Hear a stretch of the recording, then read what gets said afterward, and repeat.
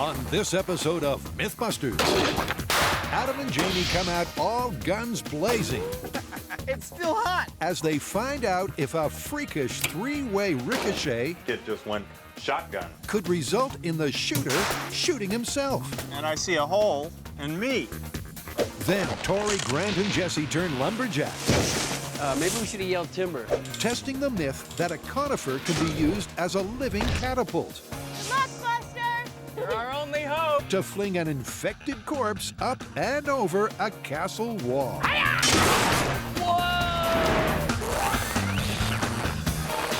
Who are the MythBusters? Adam Savage Here comes chaos. and Jamie Heineman. We're gonna have an adventure. Between them, more than 30 years of special effects experience. Joining them, Kari Byron, Right tool for the job. Tori Belleci, Okay, you want to play a rough little gopher? Grant Imahara, Good to go. and featuring Jesse Combs. They don't just tell the myths, they put them to the test.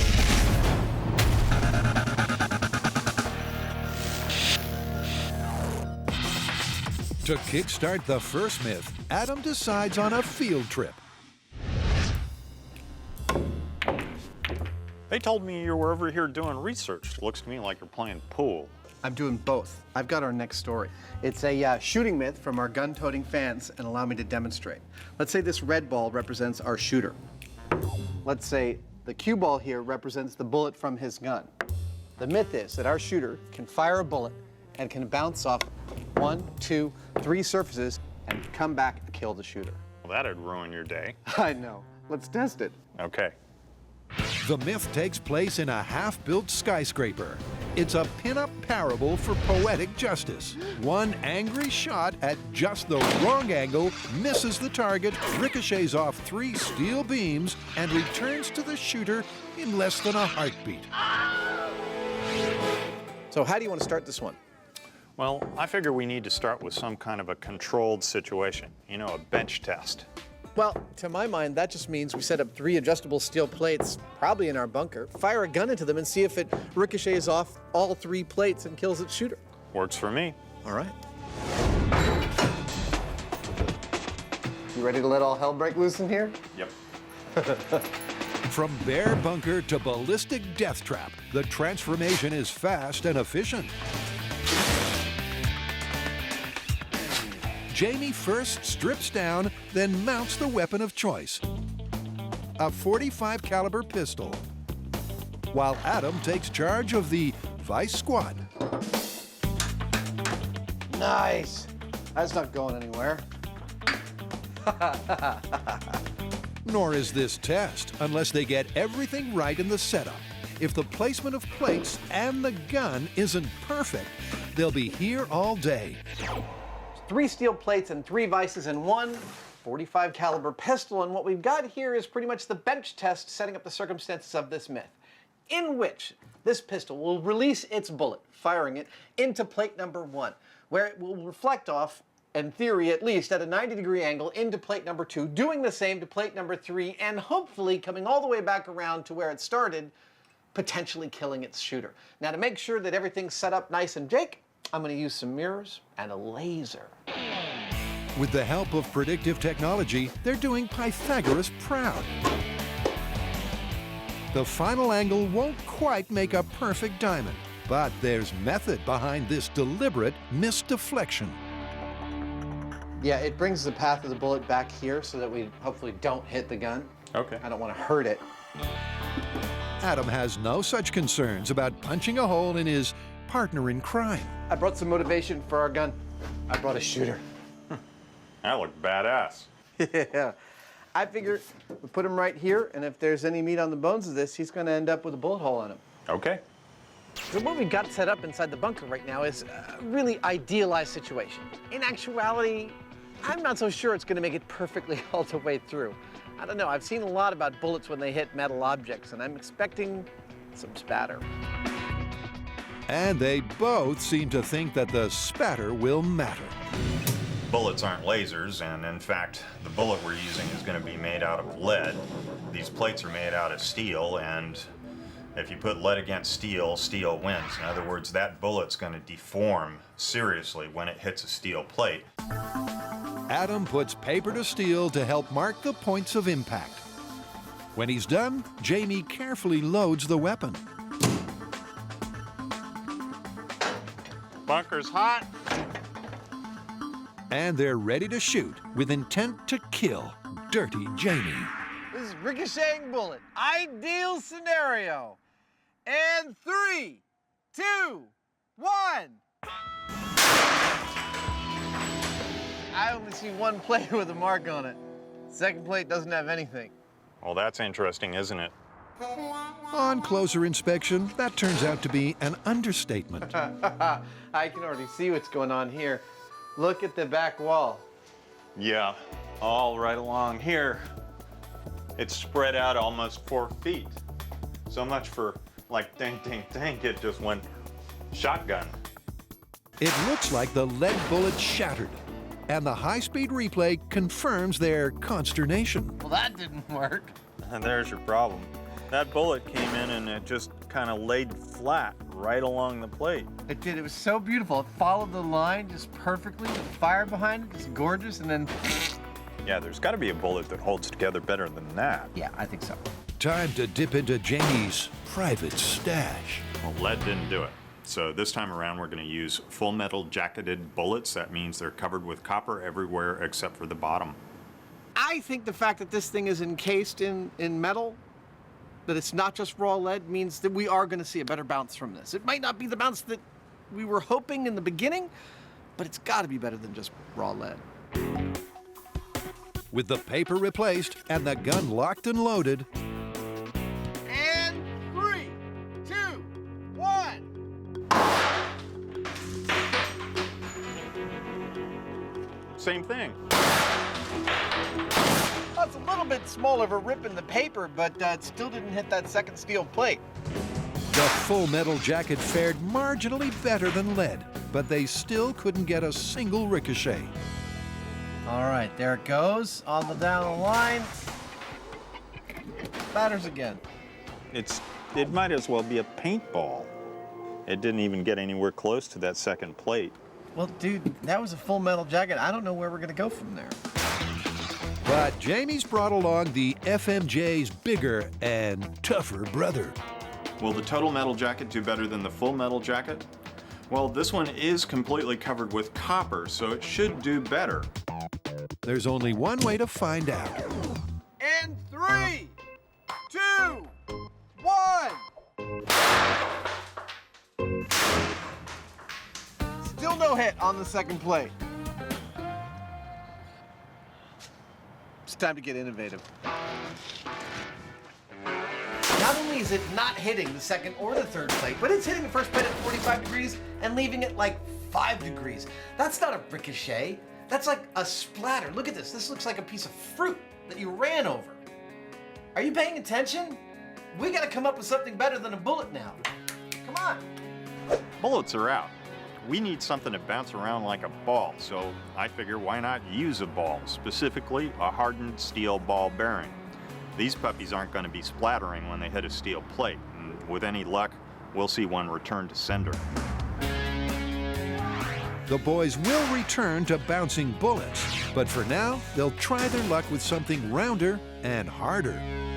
The ball bearing we're now firing into these steel plates is hardened chrome steel, and it is actually much harder than these steel plates. Hopefully with these, we're going to see the bouncing, ricocheting action that we're hoping for on all 3 plates. Right back to our shooter. To enable the gun to shoot the bearing, Jamie fits it inside a sleeve called a sabot. Let's do this thing. I'm feeling good about it. We've got to get something better than what we've gotten so far. All right. Ball bearings. And 3, 2, 1, boom! Ha! I see a mark on the second plate. Oh, and I see a hole in me. Hey! Look at that! Oh, let's get in there and see. It looks like the ball bearing has indeed returned with a vengeance. Plate number 1 has a mark. Plate number 2 has a mark. Plate number 3 has a mark. And you're dead, sucker. The shot went through Jamie's right hand, not his trigger finger, but the one he occasionally uses to advise fellow motorists. To get the full picture, the boys settle down to peruse the high speed. Doink. Oh, look at it slow down. That is a lot of energy lost each time it heads. On high speed, it's almost like it's slowing to a crawl. Well, I want to actually take some measurements and do the math, how fast it's actually going after that third plate. We need to know if that's lethal. Yes. Confirming the myth means killing the shooter.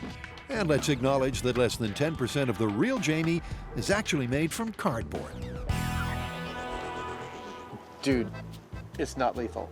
Really? Yeah, I come up with 106 feet per second or 72 miles per hour. It would you off, but it wouldn't kill you. I can throw a baseball faster than that. I'll bet you can't. But the challenge is out there to find a hard surface that might bounce some bullets. You gonna keep that? Are you kidding? This is how I'm riding in the high occupancy vehicle lane. Good luck with that.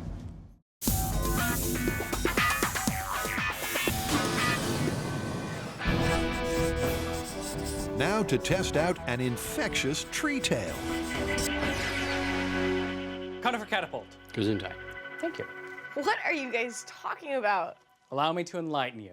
It's a slightly gross myth that, not unlike other slightly gross myths, comes directly from the fan site. Please do go on. All right, so the story goes that during the medieval castle sieges, attacking armies would use nearby pine trees. They would bend them back, load them up with bodies that had died from smallpox or the plague, launch them over the wall into the enemy's castle. And at that point, people inside the castle would contract some lethal disease and ultimately be defeated. Wow, so like the first biological warfare. Exactly. It's been a cartoon classic for generations, but how will it work in real life? They'll have to somehow attach a body to the top of a tree, pull back the tree without snapping it off, and then launch the cadaver far and high enough to clear a castle wall. It's a dead bloody. What a bleeding hell was that? Okay, so right off the bat, I think this is gonna be kind of difficult. Why? Well, think about it. For us to be able to fling a disease-infected body up and over some castle walls, we have to bend a tree back like this, and that's a significant distance. It could either break right at the trunk or even possibly completely uproot. So it sounds like we need to find the elastic limit of a tree. Let's go to a tree plantation, find a nice, tall, straight tree, and bend it back until it breaks. All right, well, once we've done that, let's take another similar sized tree, bend it back just before it breaks. Then we'll load up Buster, release the tree, and see if it has enough energy to send him over the castle wall. Now, we can't just skip out to any old forest and start twanging trees. Jim Kari from Loggers Unlimited has 22 acres of mixed woodland already destined for chipping. All right, well, we're trying to fling some diseased corpses over a castle wall, and we need some trees. Ah, you come to the right place. Didn't so much as bat an eyelid. Minutes later, Jesse tracks down a suitable specimen. Guys, I found the perfect tree! According to Jim, it's a California gray pine. That fits the bill perfectly, because this myth specifically calls for a conifer. Let's say you were the head of an invading army, and you came up with this crazy idea to use trees to fling diseased bodies over castle walls. Which type of tree would you use? The deciduous one, with all the curvy branches and the curvy trunk? Or the long, tall, straight, coniferous one? That's right, we're going with the coniferous one too.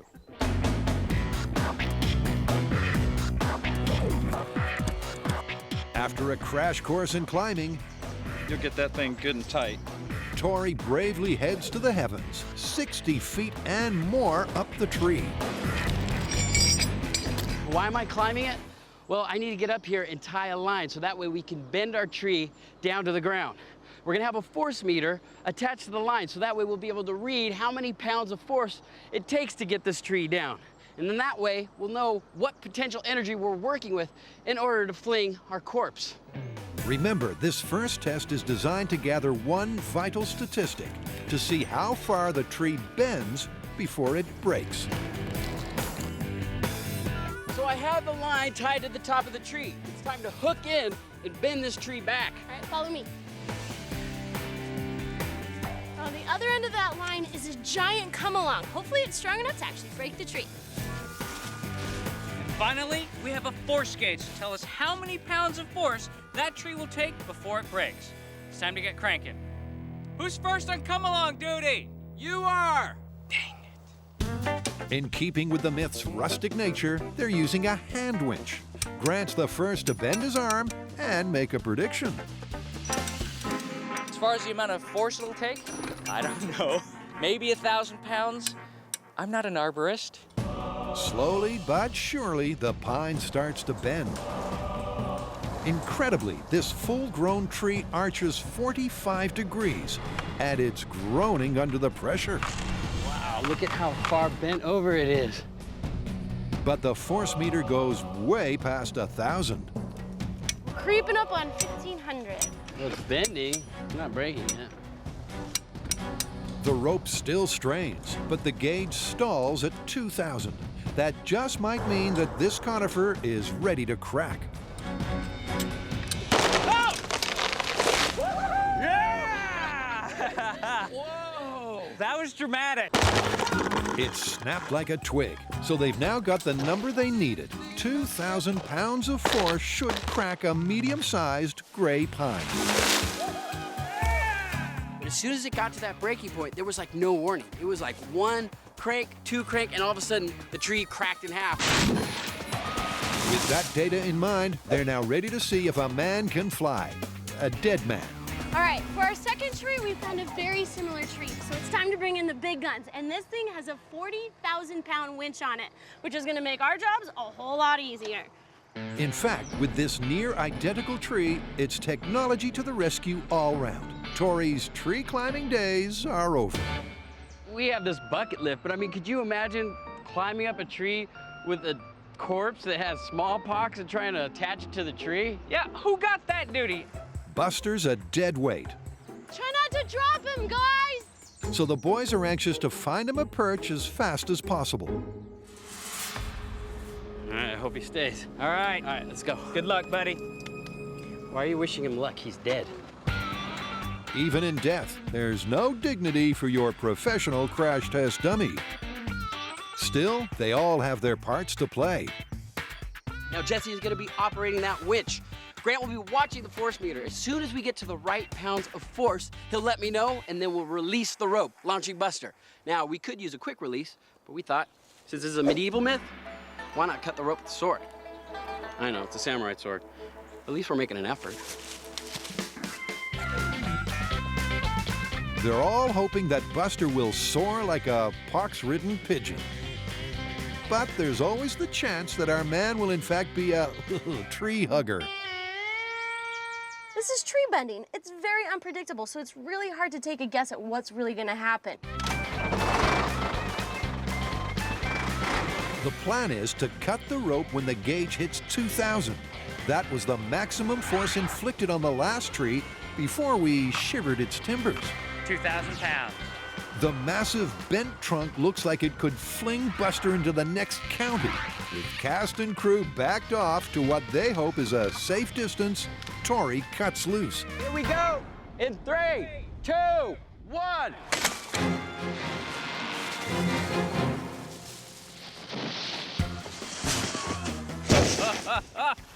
Yeah, that is totally how they did it in the Middle Ages. He fell out of that tree. He did not get launched like a catapult. In fact, it's a total failure. Falling is not flying, and Buster's more dislodged than discharged. This is where Buster landed, and we are literally 10 feet away from the tree. Now, I wouldn't call that much of a catapult, but just because we can't get it to work doesn't mean this myth is busted yet. It sure doesn't. And you know they won't rest until Buster becomes airborne. Well, we proved one thing. Gravity still works.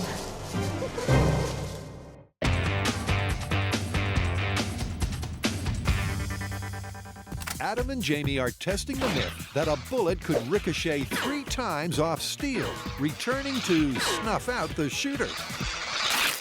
Nice day for a ricochet, huh?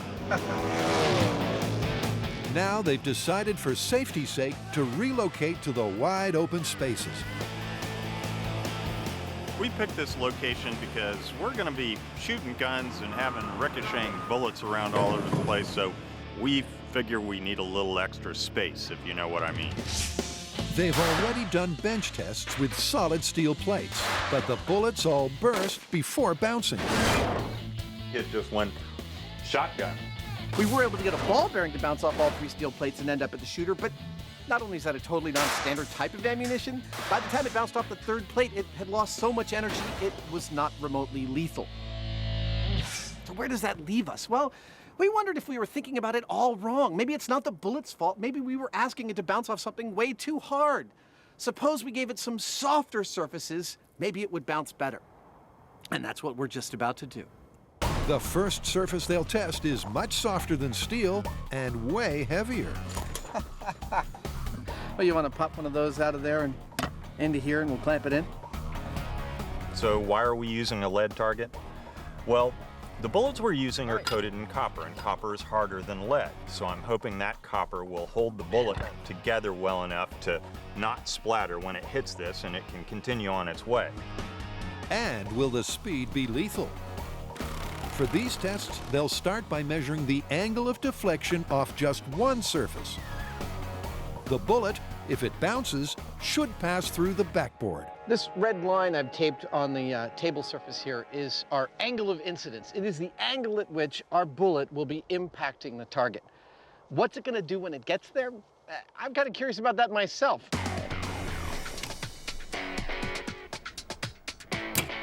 Range is hot. The bullet they're using is the fully copper-coated Total Metal Jacket. 3, 2, 1. I can see the hole. Really? It's at a wonderful angle. Really? Yeah. Providing the bullet stayed more or less in one piece, this looks like a step in the right direction. Look, I can see what a 45-degree angle of reflection is, and I think we're at like 42. That's far steeper than I thought we'd get.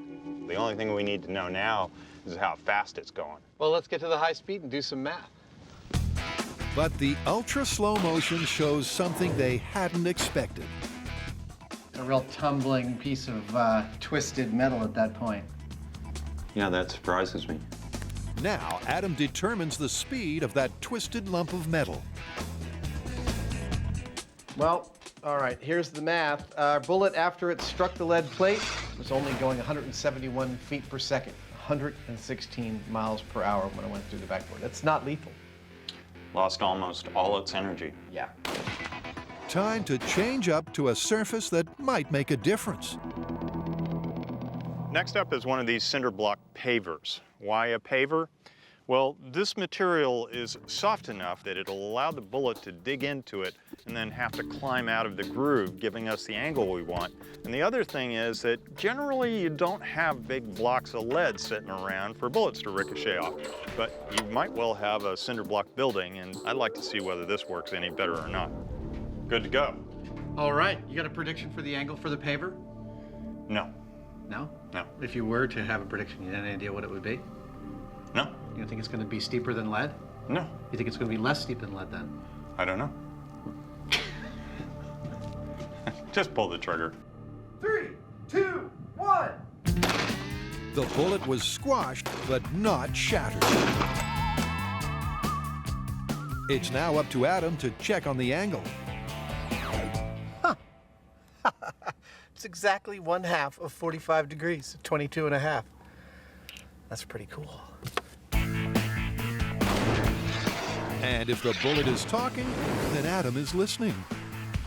So we're wondering, maybe we're making the bullets do too much work. Suppose we shoot them into their surface at a shallower angle of incidence. Maybe they'll store more of their energy for subsequent hits and eventually get all the way back around to the shooter. So we're going to take that 45-degree angle of incidence, split it in half, and start shooting them into the stuff at 22.5 degrees. 22.5 degrees into a paver in 3, 2, 1.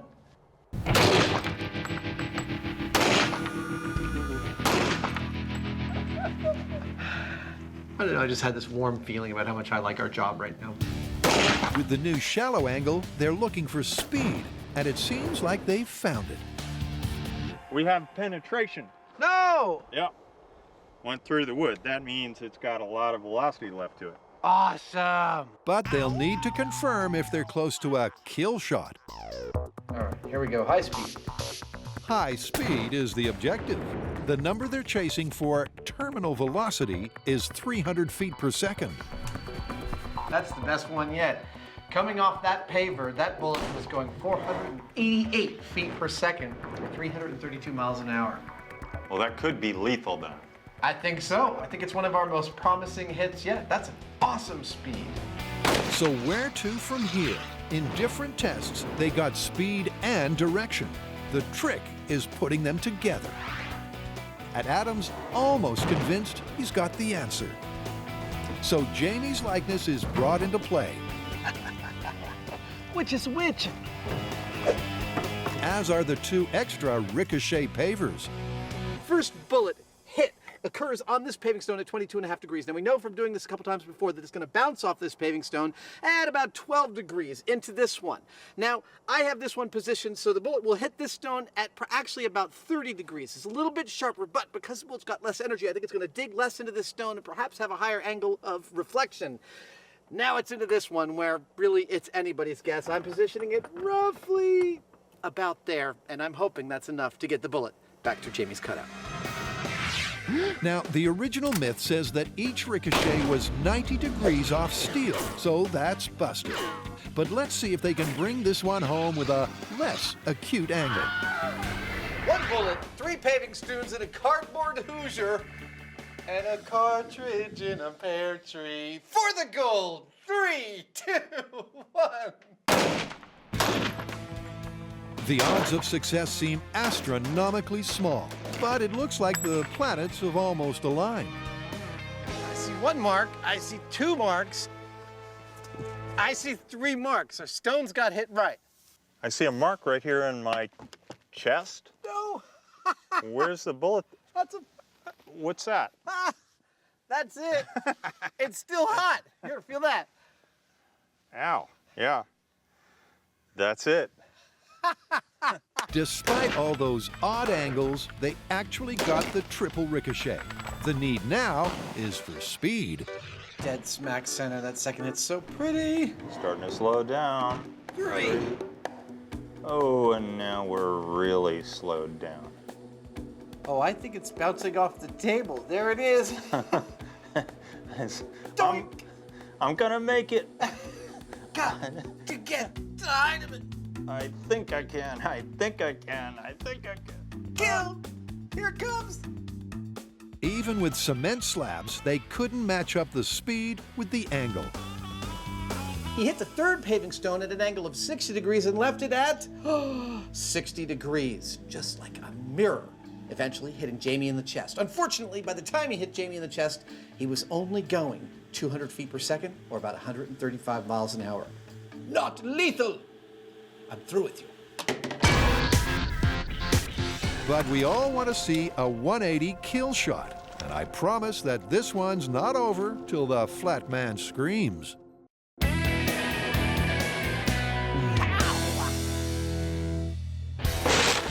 Going straight to full scale proved unproductive for those bent on flexing a tree and flinging a corpse. Now it's time to regroup.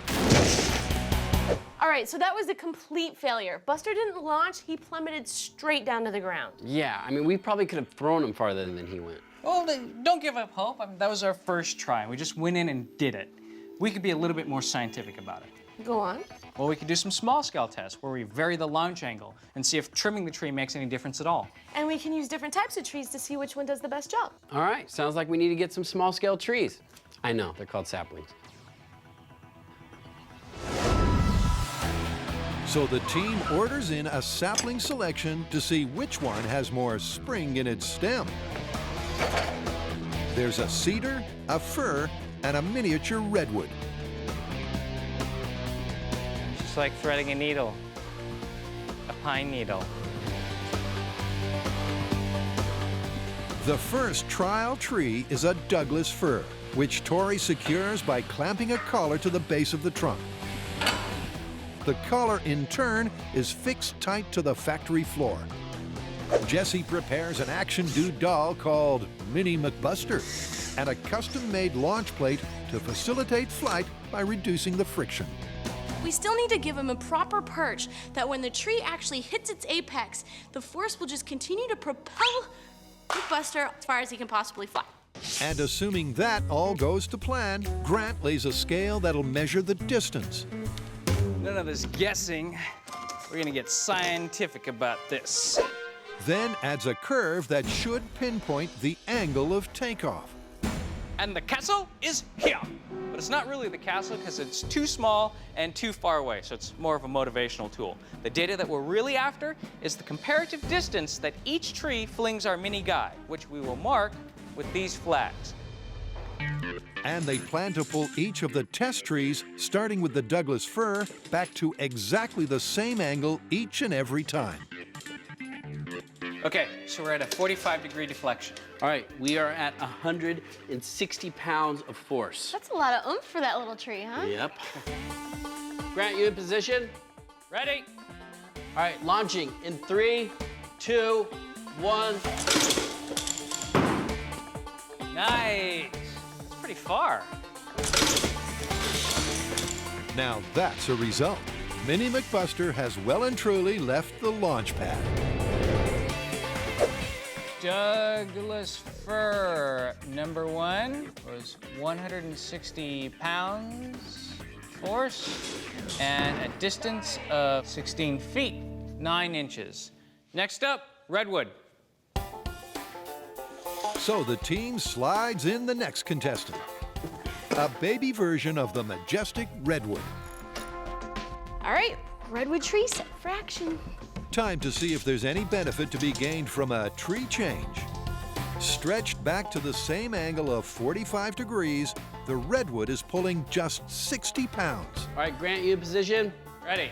All right, launching in 3, 2, 1. You went less than half the distance. Not even close. Our diseased doll made it only a third of the way to the castle wall. A 60-pound load and went a distance of 6 feet. Next up, Alaskan cedar. So now they've tried 2 of their 3 best bet conifers. Here's hoping the cedar can fling even farther. All right, so far the Douglas fir is ahead. I do not think that this Alaskan cedar is going to have much luck, though. Yeah, but I think it'll be better than the redwood. Definitely better than the redwood, but not near as good as the Douglas fir. How could it not do better than that redwood? With the angle once more set to 45, the only key difference is the degree of resistance. The Douglas fir pulled 160 pounds, and the redwood just 60. The cedar is showing 100 pounds. Still, let's see if we have a new winner. All right, here we go. Launching Mini Buster in 3, 2, 1. Ha! Woohoo! The catapult cadaver flew just 15 times its own body length, 10 feet on the dot. Well, that makes perfect sense.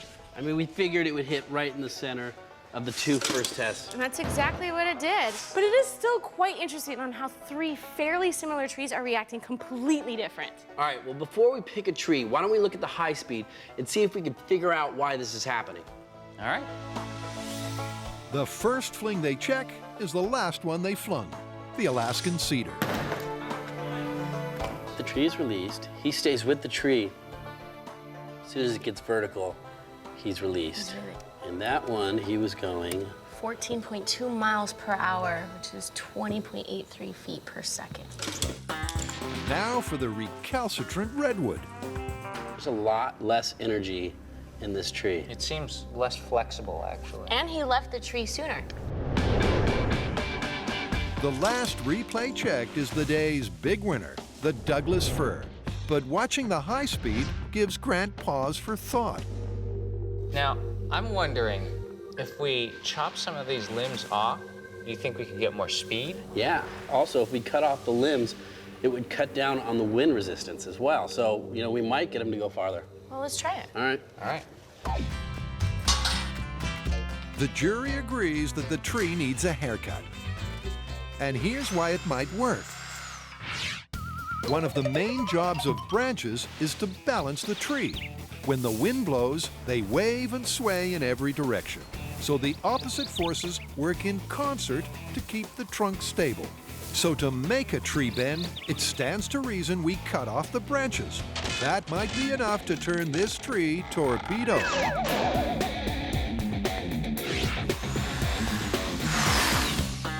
Nice.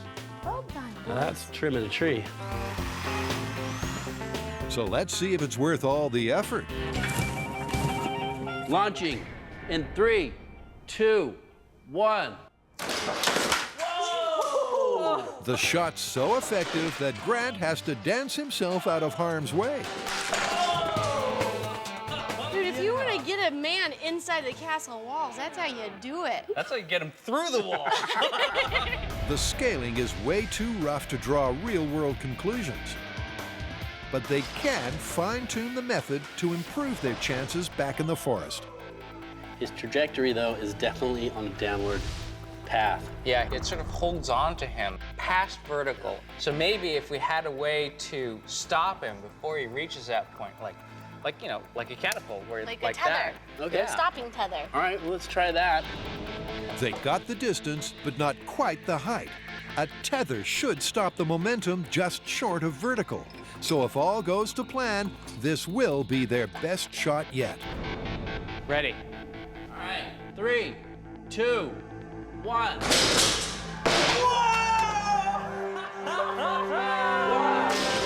Oh my God, he hit the back wall!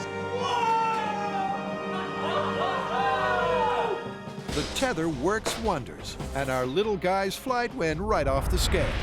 It's amazing. That couldn't have been more perfect. He had like the perfect launch and then the speed. Look how far he went. All right, looks like we have our technique for launching this guy. Now, all right. I know what you're saying. I can hear it through the TV. You're saying, but Grant, these trees are young trees. They're more flexible. They're not like the trees you find in the forest that we're going to use. I know. And that is why we're going to take all these ideas out to the forest and put them to the test.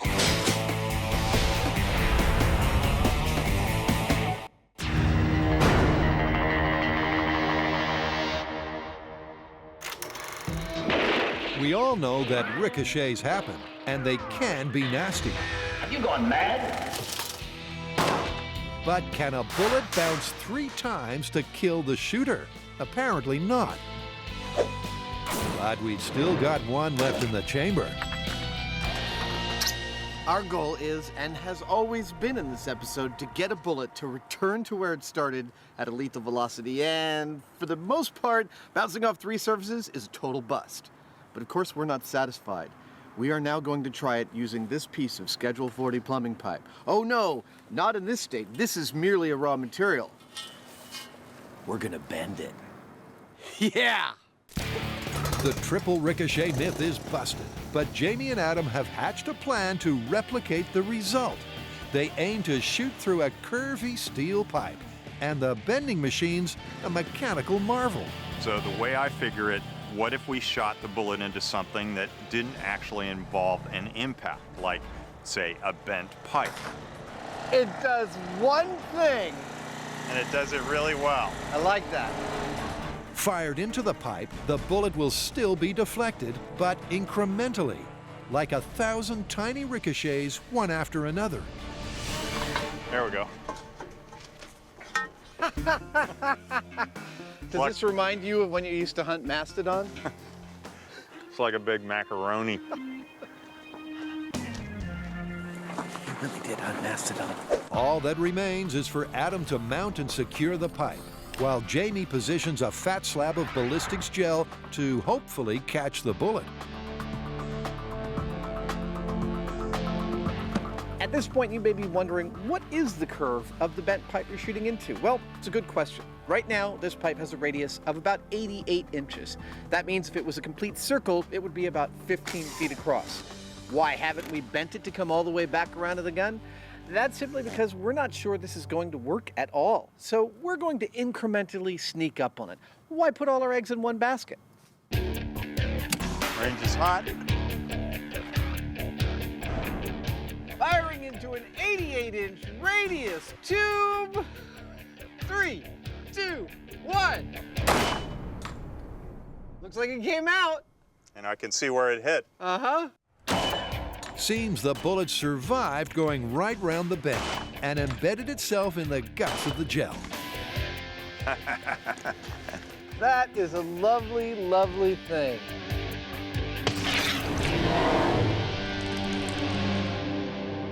Wow, I had no idea it would be so pristine. But look at that, it's a nice little flat on it Uh-huh. where it slid around the pipe. So a bullet can at least slide around steel and return with a vengeance. It penetrated 14.5 inches, which would cripple the shooter. Our first and shallowest bend on the pipe gave us 622 feet per second as an exit speed, which means it was fully lethal. Not only that, but if you look at how far it went in this ballistics gel, if it hit me this way, it would have gone clean through me.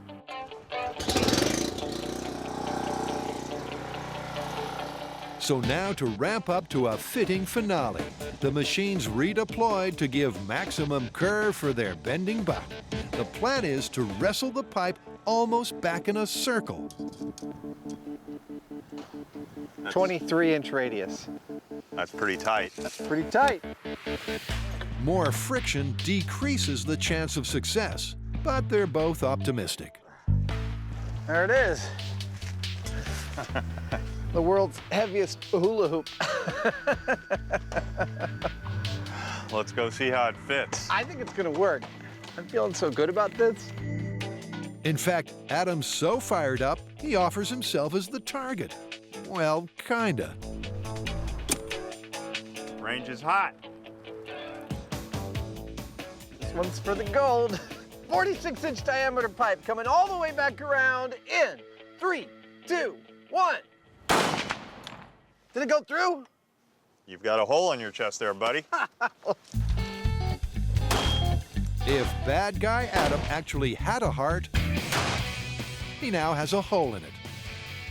We've still got 10.5 inches. All right, well, the final speed will be determined by the high-speed camera.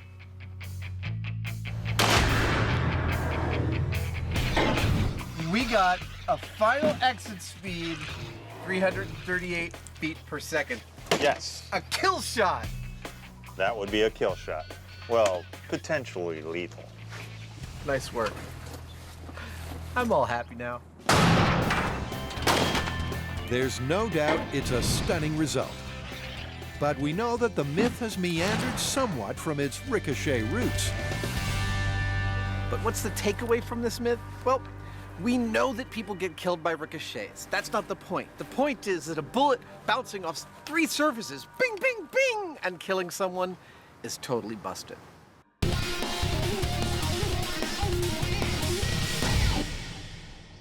Back at the scene of their last public failure, our corpse catapulters are buoyed by the fact that they're now more tree savvy.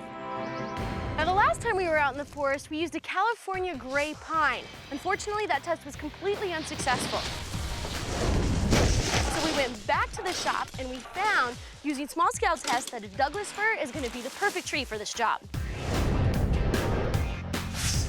Well, guys, that right there is the perfect Douglas fir. And this layout is perfect. I mean, it gives us plenty of room to bend the tree back and plenty of room to throw Buster. Let's just get him up there and start flinging him. Now, hang on a minute. We need a castle. Oh, we got a castle. And I think you're gonna love it. The castle's inflated exactly 100 feet away from the tree. That's the minimum historical distance we could verify between a fortification and a forest. To mark off the height of the parapet, balloons are deployed on the end of a 40-foot string. Then the team pulls together to strip back the branches. Maybe we should have yelled timber. Timber! Might be a little late now. We just cut off the crown, and you can tell already how much more spring this tree has. This thing might go far. To help ensure Buster's smooth release, Jesse's built him a man-sized metal backplate. All right, Jesse, what do you think? Think he's gonna release out of that tree? According to all of our small-scale tests, absolutely. With the body secured, the ropes are attached in the hope that our man can go the distance. Beauty!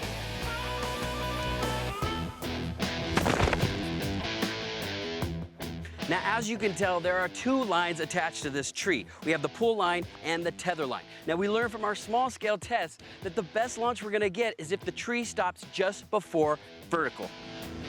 Good luck, Buster! You're our only hope! Buster hangs 70 feet above the forest floor. The castle's a clear and distant 100 feet out in front. It's the biggest tree on the lot, so if this won't do it, nothing will. Okay, Jesse, the force meter's all set. You can go ahead and tension up. We're gonna go at a really low speed so we don't jolt Buster out of the tree before he's ready to be flung. Tory decides that the cord is best cut from up high. Okay, we're at 1,000 pounds. The tension mounts as the tension mounts. We're at 2,400 pounds, that's it. So we have the tree bent back, we're at 2,400 pounds, and that's it, it's maxing out. We keep pulling the tree back, and there's no more pounds of pressure. I think we're ready to launch this tree. So it's all down to this. And remember that so far, Buster's done no more than fall off his perch. With a final flick of his samurai sword, Here we go, launching in 3, 2, 1. Hi-ya!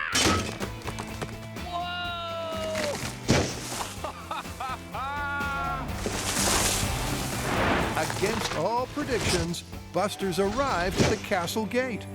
Yeah! Woo-hoo-hoo! But he's fallen just short of infecting the enemy. We applied everything we learned from the small scale. We cut off the limbs, we cut off the crown, we even tethered the tree. We cut the rope and Buster flew. We turned a tree into a catapult. Tory's excited. He didn't get over to the castle, but he made it to the front door. But just how does one measure success? Sadly for him and us, we have set some benchmarks.